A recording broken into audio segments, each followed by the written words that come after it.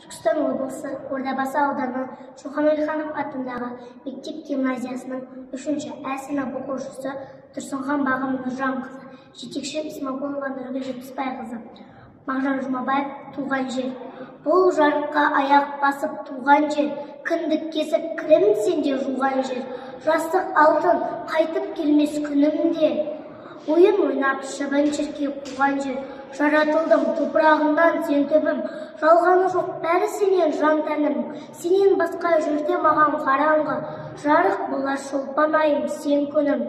Тәтті суың дәм аузымнан еш кетпес, қалың нуың қыр суына жер жетпес. Кең далаңда ойын ойнап қалсамшы, жазу болып адамзатқа ер жетпес. Балақ түріп, қозы қуып жарысып, батпағында тең құрбыммен алысып, түнде ақсүйіп алтыбақан ал күндіз, үйретемін деп асау тайға жабысып.